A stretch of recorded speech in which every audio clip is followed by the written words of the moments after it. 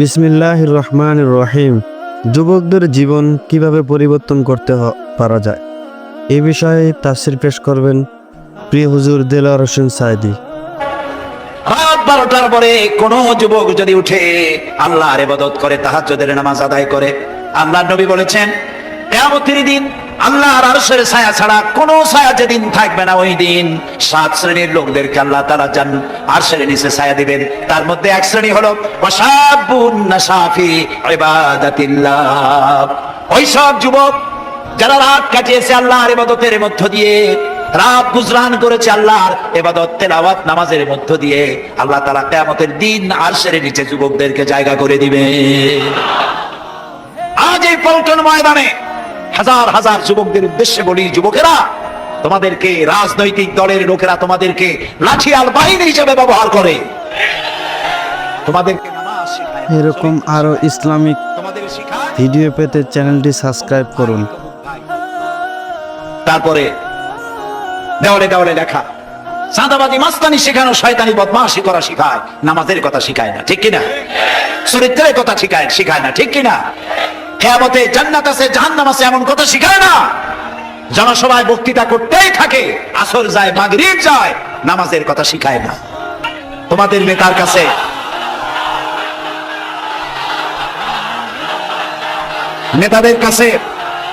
নেতাদের কাছে এই প্রশ্ন করা উচিত, নেতাদের কাছে প্রশ্ন করা উচিত, তোমার বাপের নামে দাদার নামে রাজনীতির নামে হাজারে স্লোগান আমাদের দিয়ে দেওয়াও, কিন্তু এই বিশাল আকাশটার মালিক, আমার জীবনের মালিক আল্লাহর নামে স্লোগান দিতে পারি না কেন?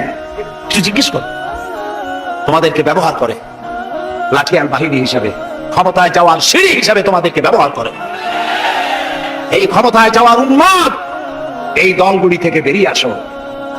তোমরা তো খাব্বাব খোবাইবের উত্তরসূরি, তোমরা হযরত বেলালের উত্তরসূরি, তোমরা সূর্য সেনের উত্তরসূরি নও, রবীন্দ্রনাথের উত্তরসূরি নও, খালিদ বিন ওয়ালিদের উত্তরসূরি, শরীয়তুল্লাহর উত্তরসূরি, খান জাহান আলী এবং শাহজালালের উত্তরসূরি তোমরা, গৌর গোবিন্দের উত্তরসূরি তোমরা নও। সেই মুসলিম চেতনায় জাগ্রত হতে পারলে পৃথিবীর কারো শক্তি নাই রক্ত চক্ষু দিয়ে তোমার দিকে চোখ তুলে তাকায়। এজন্য যুবকদেরকে আল্লাহ রাসূল ভালোবাসতেন, আল্লাহ নিজেও যুবকদেরকে পছন্দ করেন। সুবহান। হযরত লোকমানের সবথেকে বড় টার্গেট হচ্ছে সেই যুব শক্তি। রাসূল করিম সাল্লাল্লাহু আলাইহি সাল্লামের কাছে এই যে রাসূলুল্লাহ বললেন যে আল্লাহ আমাকে তার দ্বীন প্রতিষ্ঠার জন্য পাঠিয়েছিলেন, এই দ্বীন প্রতিষ্ঠার কাজে আমাকে সহযোগিতা করেছে আমার যুবকেরা, আর বিরোধিতা করেছে কারা? বুড়োরা। একজন যুবক দেখেন, রাসূলুল্লাহ মুতার প্রান্তরে যুদ্ধ হবে, যুদ্ধের দামামা বেজে উঠেছে, যুদ্ধটা হবে রোমানদের সাথে। 1 লক্ষ রোমান সৈন্য যুদ্ধ করতে এসেছে মুতার প্রান্তরে। রাসূলুল্লাহ মাত্র 3000 সৈন্য রেডি করলেন। ওরা আসছে কত?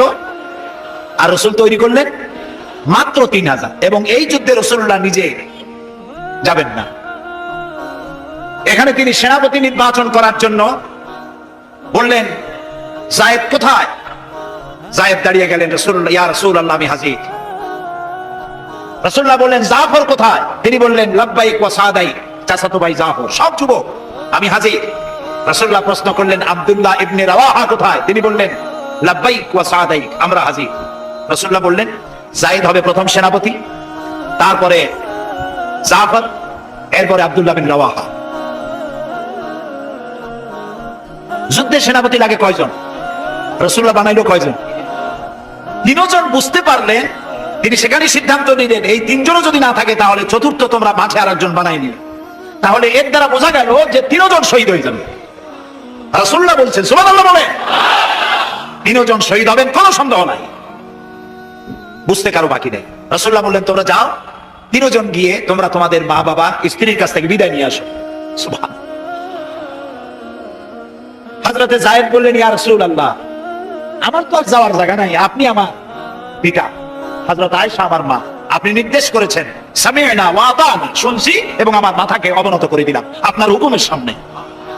হযরতে জাফর চলে গেলেন নিজের বাড়িতে, স্ত্রীকে ডেকে বললেন স্ত্রী রাসূলুল্লাহ আমাকে নির্দেশ করেছেন মুতার প্রান্তরে যুদ্ধে যাওয়ার জন্য আমি চলে যাব তোমার কাছে বলতে এলাম, রাসূলুল্লাহ নির্দেশ না করলে বলতেও আসতাম না।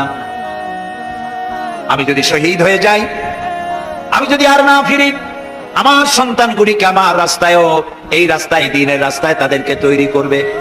স্ত্রী বলছেন, ইয়া হে আমার স্বামী, রাসূলুল্লাহ নির্দেশ করেছেন জিহাদের ময়দানে যাওয়ার জন্য, আমি আপনাকে বাধা দেওয়ার হিম্মত রাখি না, তবে আমি আল্লাহর কাছে হাত তুলে বলি। তিনি দোয়া করতে লাগলেন, রব্বুল আলামিন, আমার স্বামী রাসূলুল্লাহর নির্দেশে জিহাদের ময়দানে যেতেছেন, তুমি মেহেরবানি করে আমার স্বামীকে জিহাদের গাজী বানায়া আমার কাছে ফিরাইয়া দিও।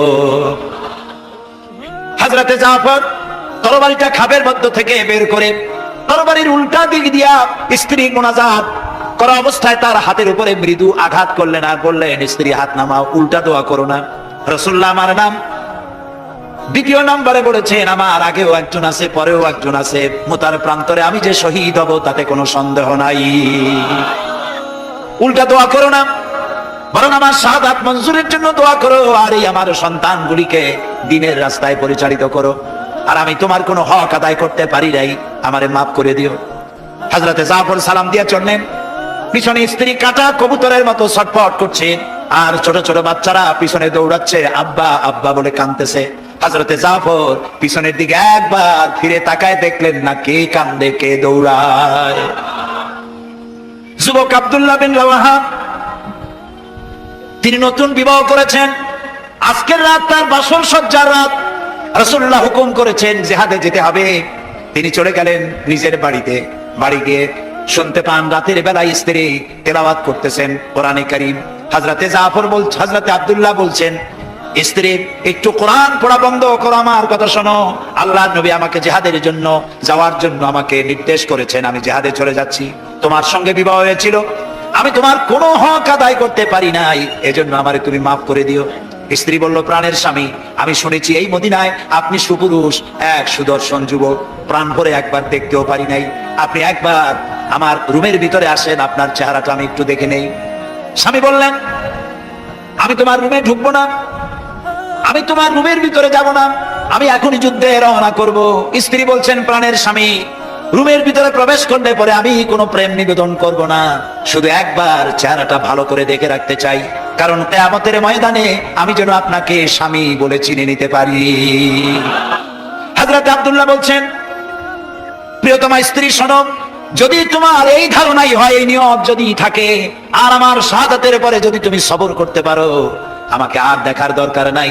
আল্লাহ যদি আমার শাহাদাত মঞ্জুর করেন, তাহলে কিয়ামতের দিন জান্নাতের ভেতরে তোমাকে আমাকে স্বামী স্ত্রী হিসেবে আল্লাহই পরিচয় করাইয়া দিবে। হযরত আব্দুল্লাহ চলে গেলেন জিহাদের ময়দানে। যুদ্ধ শুরু হয়ে গেল। 3000 সৈন্য, রাসূলুল্লাহর পাঠানো সাহাবীদের প্রচন্ড আক্রমণে রোমান সৈন্যরা পালায়ে কুল পাচ্ছে না। হযরতে যায়েদ শহীদ হলেন। হযরতে জাফর, তার ডান হাত কাটা গেল, তার বাম হাত কাটা গেল, এবার ঝুলন্ত, হাত কাটা, পা কাটা, এই অবস্থায় তিনি পড়ে আছেন। হযরতে আব্দুল্লাহ বিন রাওয়াহা, তিনি ছুটে গেলেন তরবারি ধরার জন্য, তিনি ছুটে গেলেন ইসলামের পতাকা ধারণ করার জন্য। কাছে গিয়ে দেখেন কে যেন পতাকা উঁচু করে রেখেছে। কাছে গিয়ে দেখেন হযরতে জাফর, হাত কাটা দুদিকে পড়ে আছে, পা কাটা দুদিকে পড়ে আছে, শূন্য মাথাটা তার। হযরতে জাফরের শূন্য মাথা ইসলামের পতাকা ধরে কামড়ে ধরে উঁচু করে রেখে দিয়েছে। হযরতে জাফর শাহাদাতের সময় বলেছিলেন, ও আমার রাসূলের সাহাবীরা, আল্লাহ রাসূলকে আমার বিদায় সালাম আরজ করে দিও। আমি এখন আমার নাকের ভিতরে জান্নাতের সুঘ্রাণ পেতেছি, আমার মনে হয় এখনই আমার শাহাদাত নসিব হয়ে যাবে। হযরতে আব্দুল্লাহ হযরতে জাফরকে দাফন করে তাকে শোয়া দিলেন মাটির ভিতরে। রাতে বেলা স্বপ্ন দেখে হযরত জাফর ফেরেশতাদের সাথে ঘুরে বেড়াচ্ছে। হযরতে আব্দুল্লাহ জিজ্ঞেস করেন, স্বপ্নের ভিতরে হযরতে আবু বকর স্বপ্ন দেখেছিলেন রাসূলুল্লাহ সাহাবী হযরতে জাফর ফেরেশতাদের সাথে ঘুরে বেড়াচ্ছে। তিনি প্রশ্ন করলেন, ও জাফর, তোমার শাহাদাতের পরে আল্লাহ তোমার সাথে কি ব্যবহার করেছেন? হযরতে জাফর বলেন, আল্লাহ তাআলা আমাকে জান্নাতের নাজ ও নিয়ামত দিয়ে আমাকে জিজ্ঞাসা করেছেন, তুমি আর কি চাও? আমি বলেছি, রব্বুল আলামিন, কিচ্ছু চাই না, জমিনে আরেকবার পাঠাও, তোমার দ্বীনকে প্রতিষ্ঠার জন্য, তোমার দ্বীনের রাস্তায় আরেকবার জীবন দিয়ে আসি। যুবকদের জন্য আল্লাহ তাআলা যুবকদেরকে ভালোবাসেন। আল্লাহর নবী যুবকদেরকে ভালোবাসেন, সেই যুবকদেরকে টার্গেট করেছেন হযরতে লোকমান। তাই আল্লাহ তাআলা লোকমানের নসিহতকে পছন্দ করে কোরআনের মধ্যে জায়গা করে দিয়েছে। এই নসিহত থেকে আমাদেরকেও শিক্ষা নিতে হবে। কোরআনে কারীমে আল্লাহ তাআলা বলেছেন, ওয়া আনজির আশীরাতাকাল আকরাবিন, তোমার নিকটবর্তী যারা তাদেরকে তুমি, তোমার সন্তান সন্ততি তাদেরকে সতর্ক করো, জাহান্নামের আগুন থেকে তাদেরকে রক্ষা করো, আল্লাহর দিকে আহ্বান করো। আল্লাহ রাব্বুল আলামিন বলেন, ইয়া আইয়ুহাল্লাযীনা আমানু কু আনফুসাকুম ওয়া আহলিকুম নারা, হে বিশ্বাসীরা যারা ঈমান এনেছো শোনো, কু আনফুসাকুম, তুমি নিজেকে জাহান্নামের আগুন থেকে বাঁচাও, ওয়া আহলিকুম নারা, আর তোমাদের আহাল পরিবর্গ সন্তান সন্ততিদেরকেও জাহান্নামের আগুন থেকে তাদেরকে বাঁচাও। আমরা কি সেই চেষ্টা করতেছি? এবার কিন্তু জবাব দিতে পারিনি, আমরা করতে পারতেছি না। আমাদের চোখের সামনে আমাদের সন্তানগুলি নষ্ট হয়ে যাচ্ছে, চুরি ডাকাতি সন্ত্রাস চাঁদাবাজ মাস্তান হয়ে যাচ্ছে, বেনামাজি হয়ে যাচ্ছে। আমরা খোঁজ খবর রাখতে পারছি না, আমাদের যুবকদেরকে আমরা কন্ট্রোল করতে পারছি না। এই জন্য আল্লাহ তাআলা বলেছেন, তোমার সন্তানদেরকে জাহান্নামের আগুন থেকে বাঁচাও। আচ্ছা, আপনার কলিজার টুকরা সন্তান রাস্তা দিয়ে বাপ বেটা দুজনে যাচ্ছেন, আপনি দেখতে পাচ্ছেন ম্যানহোলের ঢাকনা খোলা, ছেলেটা উপরের দিকে তাকায় হাঁটতেছে, নতুন ঢাকায় আসছে তো এদিক ওদিক দেখতেছে, ম্যানহোলের কাছে চলে গেল, আপনি দেখতে পাচ্ছেন ছেলেটা ম্যানহোলের মধ্যে পড়ে যাবে। এই দৃশ্য যদি দেখেন আপনি কি করবেন? তাকায় তাকায় দেখবেন। ম্যানহোল না, যদি দেখেন আগুনে পড়তেছে, পানিতে পড়তেছে, নিজের জীবন বিপন্ন করে আপনি তাকে বুকের সাথে আঁকড়ে ধরবেন, ঠিক কিনা বলেন? তো আপনার চোখের সামনে আপনার ছেলে নামাজ পড়ে না, আমার ছেলে নামাজ পড়ে না, ধরেন ছেলে নামাজ পড়ছে না, রোজা রাখছে না, চরিত্র নাই, ঈমান নাই, নষ্ট হয়ে যাচ্ছে, অথচ জাহান্নাম থেকে ফিরাবার জন্য আমরা চেষ্টা পাচ্ছি না। আল্লাহ তাআলা আমাদেরকে সতর্ক করে দিচ্ছেন, নিজে জাহান্নামের আগুন থেকে বাঁচো আর সন্তানদেরকে জাহান্নামের আগুন থেকে বাঁচাও। হযরতে লোকমান তিনি তার সন্তানকে ডেকে বলছেন, কত বড় নসিহত লক্ষ্য করেন, সন্তানকে ডেকে বলছেন, ইয়া বুনাইয়া, হে কলিজার টুকরা সন্তান, ইন্নাহা ইন তাকু মিসকালা হাববাতিন মিন খারদালিন, তোমার জীবনের কোন একটি আমল তা যদি সরিষার দানা পরিমাণ হয়। হযরত লোকমান যখন এসেছিলেন তখন পৃথিবীটা বিজ্ঞানের যুগ ছিল না, নবী করিম সাল্লাল্লাহু আলাইহি সাল্লাম বিজ্ঞানের যুগে আসেন নাই, কিন্তু তারপরে আর কোন নবী আসবেন না বলে আল্লাহ তাআলা সরিষার দানার কথা ব্যবহার করেন নাই, জাররা শব্দ ব্যবহার করেছেন। জাররা হচ্ছে পরমাণু, অণু, পরমাণু পরিমাণ। ফামাইয়ামাল মিসকালা জাররাতিন শাররাইয়ারা ওয়া মাইয়ামাল মিসকালা জাররাতিন শাররাই, প্রথমটা খায়রাইয়ারা। তো এখানে আল্লাহ তাআলা জাররা শব্দ ব্যবহার করেছেন, যেহেতু এখন বিজ্ঞানের যুগ, আর আল্লাহ তাআলার কাছে সবটাই, সমস্ত কাল হলো বর্তমান কাল, অতীত ভবিষ্যৎ বলে কোনো কাল নাই। এই জন্য নূহ আলাইহিস সালামের যুগটা ছিল বৈজ্ঞানিক যুগ, ছিল না হযরতে লোকমানের সময়। তাই আল্লাহ তাআলা সে সময় সরিষা পাওয়া যেত, সরিষার কথা বলেছেন। এখন তো অণু পরমাণু দিয়ে অ্যাটম বোমা তৈরি করা হয়, বিভিন্ন মারণাস্ত্র তৈরি হয়, সামান্য অণু সেটাকে ভেঙ্গে চুরে আরো পরমাণু, আরো ছোট্ট ক্ষুদ্রাতি ক্ষুদ্র জিনিস দিয়ে ধ্বংস করে দেওয়া যায় এলাকা থেকে এলাকা। সেই জন্য আল্লাহ তাআলা জাররা শব্দ ব্যবহার করেছেন, এখানে সরিষার দানার কথা ব্যবহার করছেন। আল্লাহ তাআলা বলেন, হযরত লোকমান বলছেন, ও আমার প্রিয় সন্তান, যদি তোমার কোন সরিষা পরিমাণ আমলও যদি পাথরের ভিতরে কোথাও লুকিয়ে থাকে, মহাশূন্যে যদি হারিয়ে যায়, মরুভূমির ভিতরে যদি হারিয়ে যায়, আকাশ এবং পৃথিবীতে কোথাও যদি তা লুকিয়ে থাকে, অবশ্যই আল্লাহ রাব্বুল আলামিন কিয়ামতের দিন তা উপস্থিত করবেন। কত বড় কথা! সরিষার দানা পরিমাণ আমল যদি আল্লাহ কিয়ামতে উঠান, জিনা, ব্যভিচার, মদ, জুয়া, এই সমস্ত বড় বড় পাপ আল্লাহ দেখাইতে পারবেন না।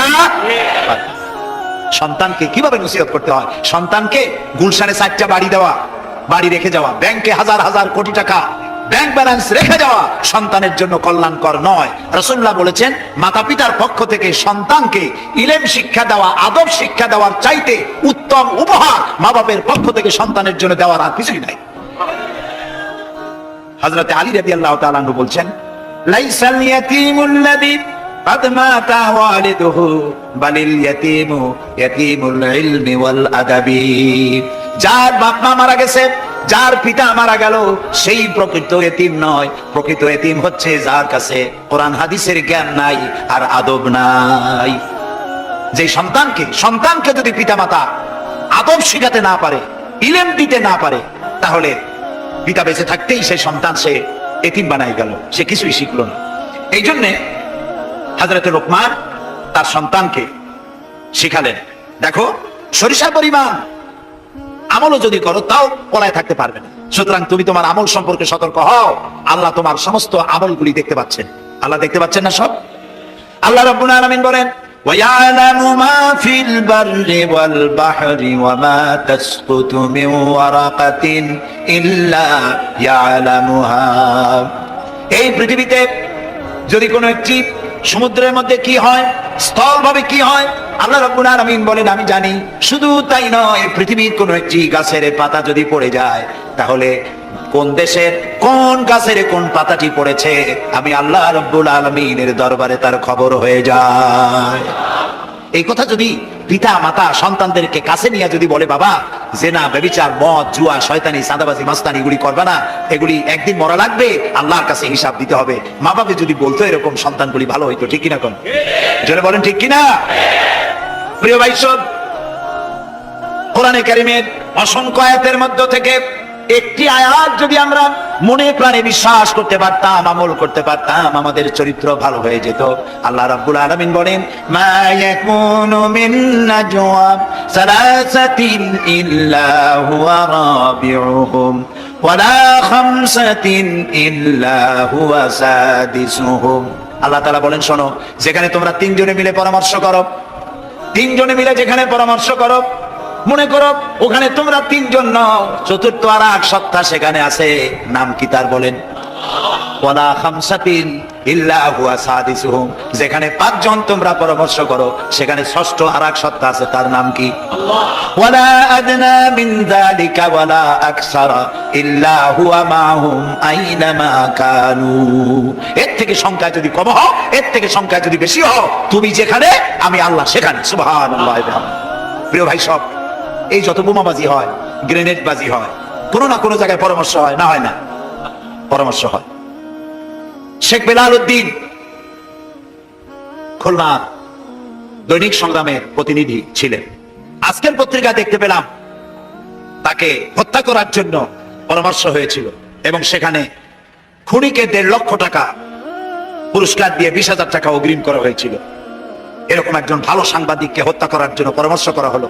বেলালের নাম যখন মনে আসলো, দোয়া করি আল্লাহ তাআলা বেলালকে, হযরতে বেলাল রাদিয়াল্লাহু তাআলা আনহুর সঙ্গী করে জান্নাতের মধ্যে জায়গা করে দিও।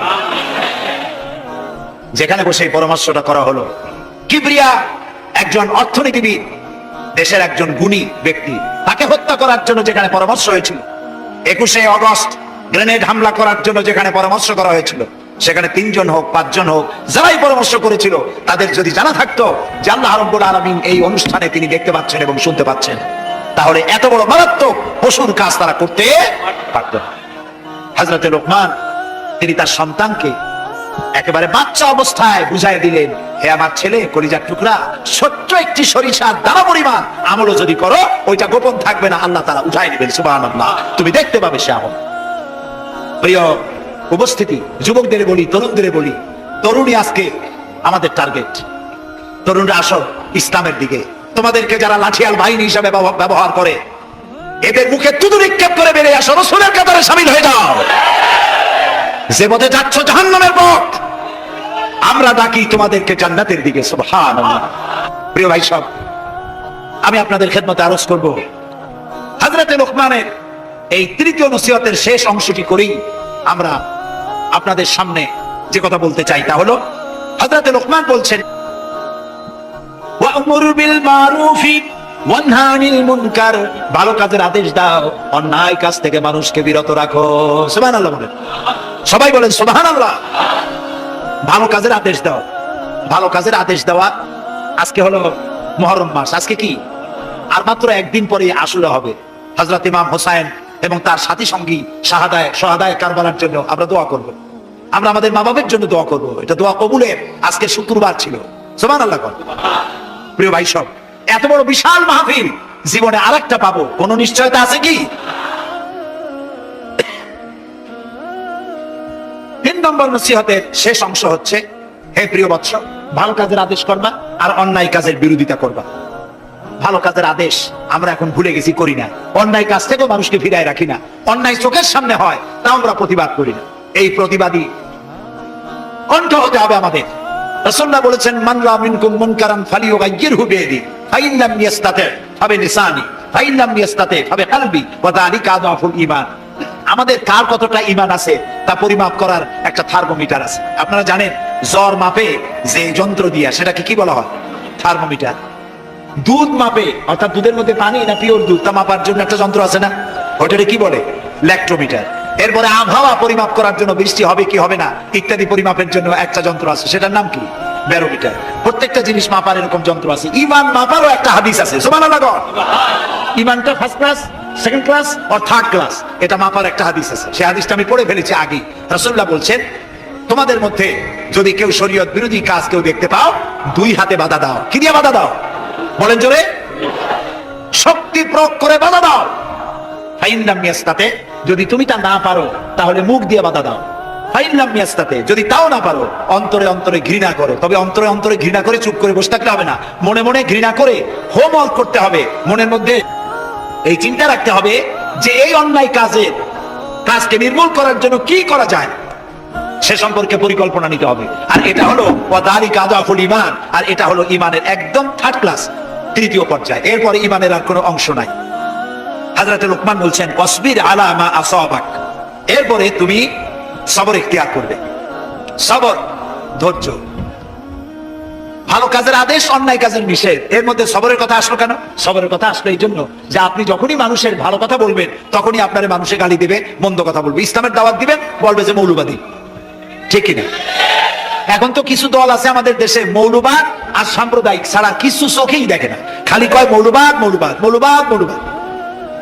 সাম্প্রদায়িক কি? সাম্প্রদায়িক হয়েছে? মৌলবাদ কি হয়েছে? ইসলাম পালন করলে, নামাজ রোজা করলে যদি মৌলবাদ হয়, তাহলে যারা গালি দেয় ওরা যদি নামাজ পড়ে তো ওরাও তো মৌলবাদী। সাম্প্রদায়িক কি হয়েছে? কেন সাম্প্রদায়িক সাম্প্রদায়িক করেন? বাংলাদেশে কি সাম্প্রদায়িকতা বলতে কিছু আছে? এই দেশেও যদি বলে সাম্প্রদায়িক সম্প্রীতি নাই, তাহলে সাম্প্রদায়িক সম্প্রীতি আছে কোন দেশে? ওই দেশের নামটা আমরা শুনতে চাই। বাংলাদেশ পৃথিবীর অন্যতম শ্রেষ্ঠ সাম্প্রদায়িক সম্প্রীতির একটি উজ্জ্বল দৃষ্টান্ত বহন করে চলছে এই বাংলাদেশ। আমরা 1947 সনে একবার স্বাধীন হয়েছি, আবার 71 সনে পূর্ণাঙ্গ স্বাধীনতা লাভ করেছি, ঠিক না ভাই? ওই একই 47-এ ভারতও স্বাধীন হয়েছে, আমরাও স্বাধীন হয়েছি। আমাদের দেশে 47 থেকে নিয়ে এই পর্যন্ত সাম্প্রদায়িক দাঙ্গা, কমিউনাল রায়ট, ধর্মীয় মারামারি, হিন্দু মুসলমানে সাম্প্রদায়িক মারামারি, খুনাখুনি হয়েছে বলেন? হয়ে থাকলে কোথায় হয়েছে বলেন? হয়েছে কোথাও? হয় না। আর যে ভারত আমাদের প্রতিবেশী, 1947 থেকে এই পর্যন্ত সাম্প্রদায়িক দাঙ্গা হয়েছে সে দেশে 20,000 বারেরও বেশি। সেটা নিয়ে কোনো মাথা ব্যথা নেই, সমস্ত মাথা ব্যথা আমাদের দেশ নিয়ে। এইখানে খালি কয় সাম্প্রদায়িক। নামাজ যদি পড়ে, লোকেরা নামাজ পড়ে, রোজা রাখে, ইসলামের কথা বলে, সাম্প্রদায়িক সাম্প্রদায়িক, মৌলবাদ মৌলবাদ, এইসব কথা বলিয়া মানুষকে আর ধোকায় ফেলা যাবে না ইনশাআল্লাহ। এখন মানুষ অনেক জাগ্রত, অনেক জাগ্রত। এই যে সন্ত্রাস, আলহামদুলিল্লাহ, তারা বলেন ওয়াকুল্লা ইনসানিন আলজামনাহু তাইরাহু ফি উনুকি ওয়া নুখরিজু লাহু ইয়াওমাল কিয়ামাতি কিতাবান ইয়ালকাহু মানশুরা। ওয়াকুল্লা ইনসানিন আলজামনাহু তাইরাহু ফি উনুকি, আমি প্রত্যেক মানুষকে, মানুষের কর্মকে তার গ্রীবা লগ্ন করে দিয়েছি। এই যে গলা, এই গলার কাছে একটা ঘুটলির মতো, একটা সিম কার্ডের মতো এইখানে আমি রেখে দিয়েছি। কোথায়? গলা। কে বলতেছেন কথা? এই ঘুটলির ভিতরে তুমি যা করতেছো সব লিপিবদ্ধ হচ্ছে। সুবহানাল্লাহ বলেন। এখন বলতে পারেন অদৃশ্য এই ঘুটলি, এটা তো দেখি না, এটা কে বলতেছেন? আমি কিন্তু দেখতে পাচ্ছি না, আপনারা দেখেন নাকি? কেউ দেখেন না। হাত দিয়ে ধরে দেখেন, পান নাকি? ধরাও যায় না, দেখাও যায়। আল্লাহ বলছেন আছে, তাহলে বিশ্বাস করতে হবে। এর ভিতরে সব রেকর্ড হয়ে যাচ্ছে। আপনি বলবেন এতটুকু ঘুটনির মধ্যে, তাবিজের মধ্যে আমার সারা জীবনের সব কথা, সব কাজ ঢোকে কেমনে? কেমনে লেখা? তাহলে পাল্টা প্রশ্ন করি, আপনার মোবাইলের সিম কার্ডে এত ফোন নাম্বার, এত ইমেল, এত কি বলে, এত টেক্সট, এত কিছু, আপনার আরো কি জানি আছে, মেসেজ দেওয়াটা হাবিজাবি আছে না অনেক কিছু, বুঝছি শুদ্ধা, এগুলো কেমনে হয়? 70টা সিম কার্ডের মধ্যে কেমনে হয়? শত শত টেলিফোন নাম্বারের মধ্যে ঢুকে যায়। আমার একটা টেলিফোন দিয়েছে, মোবাইল দিল, কোথা থেকে দিল? লিসবন। কোথায়? কি আন্দাজে কষ্ট। লিসবন হচ্ছে পর্তুগালের রাজধানী। পর্তুগালের রাজধানী, সেখানে প্রোগ্রাম ছিল, ওরা আমাকে একটা মোবাইল দিল। এতে যে কত ফাংশন আল্লাহ ভালো জানে, আমি এখনো শিখতে পারিনি এত ফাংশন, এতটুকু একটা মোবাইলের। কম্পিউটার, কম্পিউটারের ছোট্ট একটা মাইক্রোচিপ যন্ত্র, যে কম্পিউটার ব্যবহার করা এখন বাচ্চা ছেলেপেলেরাও জানে। এটা একটা পৃথিবীর বিস্ময়। এই কম্পিউটার, আপনি যান ব্যাংকে, কম্পিউটারের ছোট্ট সেই মাইক্রোচিপসের মধ্যে সারা চট্টগ্রামের সমস্ত মানুষের টাকা লেনদেন, ট্রানজেকশন, এর যা কিছু আপনি করেছেন সব কিছুর হিসাব এখানে রয়েছে, আছে না? তাহলে এতটুকু একটা মাইক্রোচিপসের মধ্যে এত সহস্র কোটি কোটি টাকার হিসাবপত্র, লেনদেন, এই ছোট্ট জিনিসের মধ্যে ঢুকাবার মতো জ্ঞান মানুষের মাথায় দিছে কে? বলেন কে? সেই আল্লাহই তো গলায় ঝুলায় রাখছে। তাহলে এটা সম্ভব না? সম্ভব কি না? সম্ভব। এখন এই কথাগুলি বলে আল্লাহ মানুষের ক্ষতি করছেন না উপকার করছেন? উপকার করেছেন। এইটা যদি আমার বিশ্বাসে থাকে যে আমার গলার কাছে এরকম একটা সিম কার্ড আছে, একটা সিম আছে মোবাইলের মতো, এটা মনে করেন মোবাইলের একটা সিম গলায় ঝুলানো আছে, এটা সব উঠতেছে, যা বলেন তাই ওঠে, যা করেন তাই ওখানে লেখা হয়। সুবহানাল্লাহ। এই বিশ্বাস যদি আমার হয়, আমি ভালো মানুষ হয়ে যেতে পারবো। সুবহানাল্লাহ বলুন। আমি খারাপ কাজ করতেই পারবো না। এই জন্য আল্লাহ পরকালের এই কথাগুলি কোরআনে কারীমের মধ্যে এত বেশি করে বলেছেন। মানুষের চরিত্রবান হওয়ার জন্য আল্লাহর ভয়, পরকালের বিশ্বাস, এর থেকে বড় ওষুধ পৃথিবীতে আর নাই। সব লেখা হচ্ছে, মানুষ বিশ্বাস করে না, এগুলো মূল কথা। যতক্ষণ মাহফিলে থাকে কেমন লাগে? এই যে বসে আছেন ঘন্টার পর ঘন্টা, কেমন লাগে? কোন বেহেশতের মতো। বাড়ির কথা মনে আছে এখন? বোর কথা মনে ওঠে? ছেলে মেয়ের কথা মনে ওঠে? সুবহানাল্লাহ কইতে ইচ্ছা করে না? মাজালিসুল ইলম হিয়া রাওদাতুম মিন রিয়াদিল জান্নাহ। এখানে ইলম আলোচনা করা হচ্ছে, কোরআন আলোচনা করা হচ্ছে। এটা তো রজবানি প্যারেড ময়দান নয়, এটা জান্নাতের টুকরা হয়ে গিয়েছে। বেহেশতের বাগানে বসে আছেন। বেহেশতে মানুষেরা দুনিয়ার কথা চিন্তা করবে না। দুনিয়া কি? এটা পায়খানা। এখানে আসছিল ওই পায়খানা করার জন্য, এটা পায়খানা। আর মানুষেরা পায়খানা সাজাবার কাজে ব্যস্ত আছে, আসল ঘর ভুলে গেছে। আসল ঘর কোনটা? প্রিয় ভাই, সব মানুষ বোঝে না, ভুলে যায়। সিগারেটের প্রত্যেকটা প্যাকেটে লেখা থাকে ইহা স্বাস্থ্যের জন্য ক্ষতিকর, তারপরেও কি টানা টানে দেখছেন, বিশ্বাস করেন।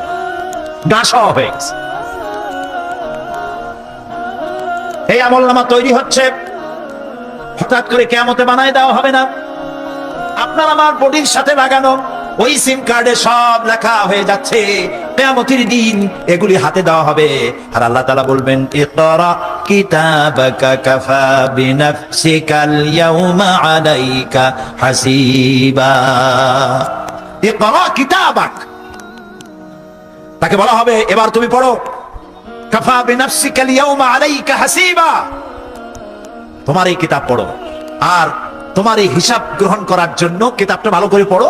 তোমার নিজের হিসাব নেওয়ার জন্য তুমি নিজেই যথেষ্ট। তুমি দোজখে যাবা না বেহেশতে যাবা, তুমি নিজেই সিদ্ধান্ত নাও কোথায় যাবা। তোমার নিজের কি করছিলা এখন তুমি দেখো। এই জন্য আমি বলি মাঝে মধ্যে আমরা এখন হিসাব করতে পারি এখানে বসে আমাদের কি হওয়া উচিত। ছোটবেলার কথা মনে আছে? নাই? মনে নাই? এই যে স্কুল থেকে পলাইছিলেন, তারপরে 2 দিন পর স্কুলে গিয়ে হাজির হয়েছেন, মাস্টার জিজ্ঞেস করলো গতকাল আসো নাই কেন? তখন বললেন মা বলেছেন আমার নাকি পেটে ব্যথা হয়েছিল। এইসব স্কুল ফাঁকি দেওয়া, মাইর খাওয়া, মানুষের বাড়ি লিচু খাইতে গিয়ে চুরি করিয়া কিল খাওয়া, এইসব ছোট ছোট কথা মনে পড়লে এখনো হাসি পায়। এসব কথা মনে আছে না? ছোট ছোট কথা, ছোট ছোট কথাগুলি যদি মনে থাকে, তাহলে কোন হোটেলে, কোন বাগানে, কোথায় কোন পাপ করেছেন তা মনে নাই। এখন নিজে হিসাব করেন জায়গা কোথায় হওয়া উচিত, পাপ করেছেন কত, ভালো কাজ করেছেন কত, নিজে হিসাব করে দেখেন কোন দিকে যাবেন। আমরা নিজেরাই যথেষ্ট হিসাবের জন্য। আল্লাহ তাই বলবেন কিয়ামতের দিনে, তোরা কিতাবা, তোমার কিতাব তুমি পড়ো, তোমার হিসাব নেওয়ার জন্য তুমি যথেষ্ট। আরে আল্লাহ রাব্বুল আলামিন বলেন, وأشرقت الأرض بنور ربها ووضع الكتاب وجاء بالنبيين والشهداء بينهم بالحق وهم لا يظلمون পৃথিবী তার রবের নূরের ঝলকানিতে উদ্ভাসিত হবে। সুবহানাল্লাহ, সুবহানাল্লাহ। আল্লাহর নূরের ঝলকানিতে গোটা পৃথিবী উদ্ভাসিত হয়ে যাবে। আমলনামা তুলে ধরা হবে, পয়গম্বর এবং সাক্ষীগণকে হাজির করা হবে এবং সকলের প্রতি সুবিচার করা হবে, তাদের কারো প্রতি জুলুম করা হবে না। আল্লাহ গ্যারান্টি দিচ্ছেন কারো প্রতি জুলুম করা হবে না। সুতরাং হে মানুষেরা, ইয়া আইয়ুহাল ইনসানু ইন্নাকা কাদিহুন ইলা রাব্বিকা কাদহান ফামুলাকি। হে মানুষ, তোমার পালনকর্তা পর্যন্ত পৌঁছতে তোমাকে অনেক কষ্ট করতে হবে, এরপর তুমি তার সাক্ষাৎ পাবে, কিয়ামতে তোমার সাক্ষাৎ হবে। কাজেই তোমার নিজের আমলকে সুন্দর করে আমলকে তৈরি করে নাও। فَأَمَّا مَنْ أُوتِيَ كِتَابَهُ بِيَمِينِهِ فَسَوْفَ يُحَاسَبُ حِسَابًا يَسِيرًا وَيَنْقَلِبُ إِلَى أَهْلِهِ مَسْرُورًا। সুবহানাল্লাহ। যার ডান হাতে আমলনামা দেওয়া হবে, কিয়ামতের দিন আমলনামাগুলি উড়িয়ে দেওয়া হবে। ঈমানদারের সামনে থেকে কোন হাতে, আর বেঈমানের পিছন থেকে বাম। এই আমলনামা যখন যার ডান হাতে আমলনামা পৌঁছে যাবে, তার হিসাব নিকাশ সহজ হয়ে যাবে। আমলনামা হাতে করে আনন্দ চিত্তে সে আপন পরিবারের সঙ্গে মিলিত হতে পারবে। সুবহানাল্লাহ। আল্লাহ কিয়ামতের দিন দয়া করে আমাদের আমলনামা আমাদের ডান হাতে দিয়ে দিও। আল্লাহ তাআলা দয়া করে আমাদের হাতে, আমাদের ডান হাতে আমাদের আমলনামা দিও। দয়া করে আমাদের আমলনামা আমাদের ডান হাতে দিও। আনন্দ চিত্তে পরিবারের সঙ্গে দেখা করে সব পরিবার, মা বাপ, স্ত্রী পুত্র পরিজন, ভাই বোন, বন্ধু বান্ধব নিয়ে এক জান্নাতে থাকার তৌফিক দিও। আয় আল্লাহ, বিগত 26 বছর যারাই মাহফিলে এসেছেন তাদেরকে নিয়ে এক জান্নাতে থাকার আমাদেরকে তৌফিক দিয়ে দিও। وَأَمَّا مَنْ أُوتِيَ كِتَابَهُ وَرَاءَ ظَهْرِهِ فَسَوْفَ يَدْعُو ثُبُورًا وَيَصْلَى سَعِيرًا। আর যারা আমলনামা পিছন থেকে বাম হাতে আসবে, সে তো মৃত্যুকে আহ্বান করতে থাকবে, মৃত্যুকে ডাকবে। এর থেকে যদি মরে যেতে পারতাম তাও ভালো হইতো। তার আর উপায় থাকবে না, তার জায়গা হবে জাহান্নামে। নাউযুবিল্লাহ। আমরা সবাই বলি নাউযুবিল্লাহ। এরপরে আল্লাহ রাব্বুল আলামিন মিজান খাড়া করবেন, দাড়িপাল্লা। মিজান কি? দাড়িপাল্লা। ইনসাফ কি মুকদ্দাস তারাজু। ইনসাফের প্রতীক কি? তাও বলতে পারেন না, জোরে বলুন না। এটা হচ্ছে ইনসাফের প্রতীক। সুপ্রিম কোর্ট ঢাকা, সুপ্রিম কোর্টের সামনে বিশাল দাড়িপাল্লা টানা, দেখছেন না? মানুষেরা তো বোঝে না, গ্রাম দিয়ে লোকেরা যায়, যাই এটা দেখে এক কয়েকটি উড়ে, বাবা জামাত ইসলামের এত বড় অফিস। দাড়িপাল্লা তো জামাত ইসলামের না, এটা ইনসাফের প্রতীক। তারা ক্ষমতায় গেলে ইনসাফ করবে, এটা বোঝাবার জন্য এই প্রতীককে গ্রহণ করেছে। আল্লাহ যেন ইনসাফ করা, আল্লাহ যেন ইনসাফ করার তৌফিক দিয়ে দেয়। বলেন আমিন, জোরে বলেন আমিন। কিয়ামতের দিন, কিয়ামতের দিন এই দাড়িপাল্লা মিজান আল্লাহ তাআলা প্রতিষ্ঠিত করবেন, এবং এই মিজানে যার পূর্ণ পাল্লা ভারী হবে সে কৃতকার্য, আর যার পাল্লা হালকা হবে সব শেষ। আল্লাহ রাব্বুল আলামিন বলেন, وَنَضَعُ الْمَوَازِينَ الْقِسْطَ لِيَوْمِ الْقِيَامَةِ فَلَا تُظْلَمُ نَفْسٌ شَيْئًا وَإِنْ كَانَ مِثْقَالَ حَبَّةٍ مِّنْ خَرْدَلٍ أَتَيْنَا بِهَا وَكَفَى بِنَا حَاسِبِينَ। আমি কিয়ামতের দিন ন্যায় বিচারের মানদণ্ড স্থাপন করব, তখন কারো প্রতি অবিচার করা হবে না। যদি কোনো আমল সরিষার দানা পরিমাণ হয়, আমি তা হাজির করব। সুবহানাল্লাহ, সুবহানাল্লাহ। এবং হিসাব গ্রহণের জন্য আমি যথেষ্ট। এবং হিসাব মানুষেরা মনে করবে, এত মানুষ আদম আলাইহিস সালাম থেকে নিয়ে পর্যন্ত, এখান থেকে নিয়ে কিয়ামত পর্যন্ত সব মানুষের তো উঠবে, সে কোনো হিসাব হবে নাকি? একজন একজন করে হিসাব হবে। আল্লাহ বলছেন আল্লাহ সারিউল হিসাব, দ্রুত হিসাব নিতে সক্ষম। আল্লাহ নিজের কানে নিজে শুনবেন, অন্যের মাধ্যমে নয়, নিজে শুনবেন। প্রত্যেক আসামির কাছ থেকে, লোকদের কাছ থেকে তার বক্তব্য শুনবেন, ভায়া মিডিয়া শুনবেন না, নিজেই শুনবেন। আল্লাহ কান আছে না, চোখ আছে না? লোকেরা এই যে বইপত্রে লেখে আল্লাহ হচ্ছে নিরাকার, কত বড় বাজে কথা। আল্লাহ নিরাকার, আমরা এমন এক আল্লাহর ইবাদত করি তিনি আমাদের কিছু শুনতে পান না, কান টান নাই, তিনি আমাদের কিছু দেখতে পান না। এরকম নাকি আল্লাহ তাআলা? আল্লাহ তাআলা কোরআন শরীফে বলেছেন আল্লাহর হাত, আল্লাহর পা, আল্লাহর চোখ, আল্লাহর মুখ। তবে এগুলি কি রকম? আল্লাহর হাত, পা, চোখ কেমন, আকারটা কেমন? এর একটাই জবাব। কয়টা জবাব? জোরে বলে, একটাই জবাব। আল্লাহর যেমন হওয়া উচিত তেমন। সুবহানাল্লাহ বলে, সুবহানাল্লাহ বলে, এর থেকে আর কোনো জবাব নাই। এই একটাই জবাব, আল্লাহর যেমন হওয়া উচিত ঠিক তেমন। লাইসা কামিসলিহি শাইউন, আল্লাহর অনুরূপ, আল্লাহর মতো আকাশেও কিছু নাই, জমিনেও কিছু নাই। এটা আমাদের ঈমান, এটা আমাদের কি? সুতরাং তিনি জুলুম করবেন না এবং হিসাব নেবেন। আর যথার্থ হিসাব নেবেন, সেখানে কারো প্রতি কোনো জুলুম করা হবে না। ومن خفت موازينه فأولئك الذين خسروا أنفسهم بما كانوا بآياتنا يظلمون। আর যাদের পাল্লা হালকা হবে তারা তো শুধু নিজেদেরই ক্ষতি সাধন করবে, কেননা তারা আমার আয়াত সমূহকে অস্বীকার করত। আল্লাহর যারা অস্বীকার করত, আখেরাত নাই, কিয়ামত নাই, বেহেশত নাই, কবরের মধ্যে কোনো শাস্তি নাই, কবরের কোনো প্রশ্ন নাই, এগুলি যারা বলতো তারা কিয়ামতে ক্ষতিগ্রস্ত হবে। এখন কিয়ামতের দিন মিজান আমরা হালকা করতে চাই না ভারী করতে চাই? জবাব চাই। কি করবেন? যদি ভারী করতে চান নেক আমল বেশি বেশি করবেন। আর একটি হাদিস শোনাবো, যেই হাদিসের ভিতরে পাল্লা ভারী করার মতো কথা নবীজি বলেছেন, শুনবেন নাকি? বুখারী শরীফের শেষ হাদিস। আল্লাহর নবী বলেন, কালিমাতানে হাবিবাতানে ইলার রহমান খাফিফাতানে আলাল লিসান সাকিলাতানে ফিল মিজান সুবহানাল্লাহি ওয়া বিহামদিহি সুবহানাল্লাহিল আযীম। নবীজি বলেন, দুইটা কালেমা, দুটি শব্দ আল্লাহর কাছে খুবই প্রিয়, মুখে উচ্চারণ করা একেবারেই হালকা। আর কিয়ামতের দিন এই শব্দ দুটি দিয়ে আল্লাহ রাব্বুল আলামিন মিজানের পাল্লাকে ভারী করে দিবে। সেই শব্দ দুটি হলো, পড়েন আমার সাথে, সুবহানাল্লাহি ওয়া বিহামদিহি সুবহানাল্লাহিল আযীম। সবাই বলেন, সুবহানাল্লাহি ওয়া বিহামদিহি সুবহানাল্লাহিল আযীম, সুবহানাল্লাহি ওয়া বিহামদিহি সুবহানাল্লাহিল আযীম।